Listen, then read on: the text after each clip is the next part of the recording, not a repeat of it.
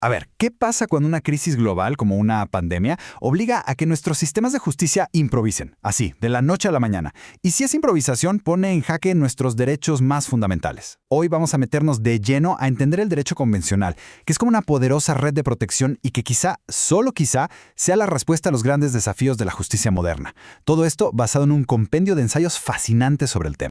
Y todo arranca con esta pregunta, que es la pregunta clave que la pandemia nos puso sobre la mesa. ¿Qué importa más? ¿Llegar a una sentencia, a una decisión judicial como sea? ¿O proteger el caminito, el proceso, las garantías que aseguran que esa decisión sea justa? La pura necesidad de que la justicia siguiera andando nos aventó a todos a un experimento masivo, y la verdad, sin precedentes. De repente, ¡pum!, las salas de los tribunales, tan solemnes, se quedaron vacías. Imaginen la escena. Testigos, jueces, abogados, todos encerrados, conectándose desde la sala de su casa. Los juicios de pronto se hacían por Zoom o por Teams. Y lo que parecía una solución temporal de emergencia, pues se empezó a convertir en la nueva normalidad.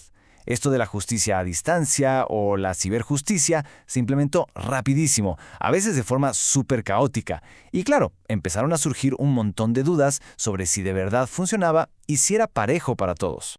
Pero, ojo, esta nueva realidad fue mucho más que un simple cambio de escenario. Puso en duda principios que creíamos sagrados en el derecho. Eso de tener al juez de frente, que las audiencias fueran públicas, el mismísimo derecho a la defensa, nos obligó a repensar la esencia de cómo se imparte justicia. Ok, para entender todo este panorama, que es bastante complejo, esta va a ser nuestra ruta. Primero, vamos a ver bien el dilema de la justicia en pandemia. Luego, definimos qué es exactamente el derecho convencional y cómo funciona su estructura a nivel mundial. Después, analizamos cómo impacta a los más vulnerables, el nuevo papel del abogado en esta era digital y, al final, una reflexión sobre el futuro de la justicia. Muy bien, pues vamos a darle. La crisis sanitaria a nivel mundial creó un choque de trenes. Para proteger la salud, y con toda razón, se tuvieron que tomar medidas de emergencia que limitaron derechos básicos, como el de poder movernos libremente. Y esto, inevitablemente, le puso un freno de mano al acceso a la justicia. De hecho, esta cita del material lo resume a la perfección. La necesidad de proteger la vida se dio un encontronazo con la necesidad de garantizar otros derechos. Al cerrar los servicios públicos, y ahí se incluyen los tribunales, se creó un retraso gigantesco, una barrera casi imposible de saltar para muchísima gente que necesitaba justicia. Y justo frente a este tipo de crisis, donde los sistemas de un país se ven rebasados o de plano fallan en proteger a su gente, es que aparece un concepto clave: el derecho convencional. Hay que pensarlo como una red de seguridad jurídica, pero a escala internacional. Su definición es bastante directa. Viene de convenios, o sea, de tratados firmados entre países. ¿Y para qué sirve? Pues para poner un piso mínimo, un estándar de protección de derechos humanos que ningún Estado puede simplemente ignorar. Es como un supervisor que entra al quite cuando las leyes locales no alcanzan. Ahora, el punto aquí, el que de verdad importa, es el de la jerarquía. A ver, dentro de un país, la ley máxima es su constitución, ¿cierto? Bueno, pues el derecho convencional se pone por encima de ella cuando hablamos de derechos humanos. ¿Qué significa esto? Que un país no puede usar su propia constitución como pretexto para violar un derecho humano que está protegido en un tratado internacional. Así de potente es. Y esta frase, del prólogo de la obra, captura perfecto toda la filosofía detrás. La idea de que la dignidad de una persona no conoce fronteras y por lo tanto necesita una protección que tampoco las conozca. Es, en el fondo, aspirar a un estándar de justicia para todos, vivamos donde vivamos. Y que no se piense que esto es pura teoría o buenos deseos, para nada. El derecho convencional tiene una estructura real, de ladrillo y cemento, por así decirlo, con instituciones y tribunales que de verdad pueden juzgar a los estados. Es toda una arquitectura global de protección. Aquí podemos ver los tres grandes sistemas regionales. El que empezó todo fue el europeo, allá por 1950, justo después de la Segunda Guerra Mundial, con la idea de que nunca más se repitieran esos horrores. Luego viene el nuestro, el sistema interamericano, de 1969, que es el que nos toca en América Latina, y finalmente el sistema africano de 1981. Lo más importante aquí es que cada uno tiene su propia corte, y estas cortes tienen increíble facultad de dictar sentencias que son obligatorias para los países. O sea, le pueden decir a un país, oye, tu ley o lo que hiciste viola derechos humanos y lo tienes que cambiar, y el país está obligado a hacerlo. Bueno, ¿y cuál es el impacto real de todo este sistema en el día a día? Pues uno de los más grandes es cómo obliga a los estados a cambiar su forma de ver las cosas y a proteger activamente a los grupos más vulnerables. Un ejemplo clarísimo es el de las personas con discapacidad.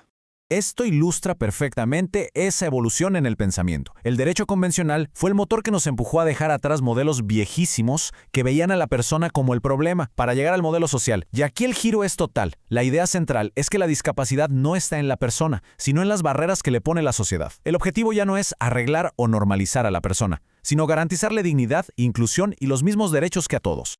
Ahora, aparte de estos cambios en la filosofía del derecho, la pandemia le metió el acelerador a otra transformación gigantesca, la tecnología.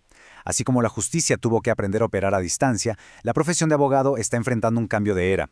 Y esto nos mete de lleno en el concepto del abogado 4.0, que viene de la mano de la llamada industria 4.0. Y para entender la dimensión de lo que estamos viviendo, hay que ponerlo en contexto. No es que tengamos una nueva maquinita y ya. La industria 4.0, con esto de la interconectividad total, el Internet de las cosas, el análisis de cantidades brutales de datos, está redibujando todas las profesiones. Y la abogacía, pues, no es la excepción. Y claro, aquí llegamos a la pregunta del millón, la que muchos se hacen, a veces hasta con un poco de miedo. Con la inteligencia artificial que ya puede revisar miles de documentos en segundos, ¿está en peligro la profesión de abogado? La respuesta que nos da el análisis es un no, pero un no con matices. No se trata de que nos vayan a reemplazar, sino de que va a haber una simbiosis. La tecnología se vuelve una herramienta superpoderosa que nos libera de las tareas repetitivas, de la talacha, para que el abogado pueda enfocarse en lo que de verdad es humano e insustituible: el consejo preventivo, la mediación, la estrategia, la defensa en un juicio. Y bueno, ya para cerrar, vamos a juntar todos los hilos. La crisis de la pandemia, la red de seguridad del derecho convencional y la revolución digital. El futuro de la justicia se puede resumir en una metáfora muy poderosa que viene de la literatura. Usando la novela Ensayos sobre la ceguera de José Saramago, uno de los autores del libro habla de una ceguera blanca. ¿Qué es esto? No es la ceguera de no saberse la ley, no, es algo peor. Es aplicar la ley de forma mecánica, cumpliendo los pasos, pero siendo totalmente incapaz de ver si se está cometiendo una injusticia. El derecho convencional, entonces, es como el tratamiento que le ayuda al sistema a recuperar la vista, a ver a la persona que está detrás del expediente. Y esto nos deja con una pregunta final, que es la que de verdad importa. En un futuro de juicios por Zoom, de inteligencias artificiales que analizan sentencias y de ciberjusticia por todos lados, ¿cómo le hacemos para asegurarnos de que la tecnología esté al servicio de la justicia y no al revés? ¿Cómo mantenemos esa visión humana, esa capacidad de ver más allá de la regla escrita, para dar una justicia que sea, antes que nada y sobre todo, justa?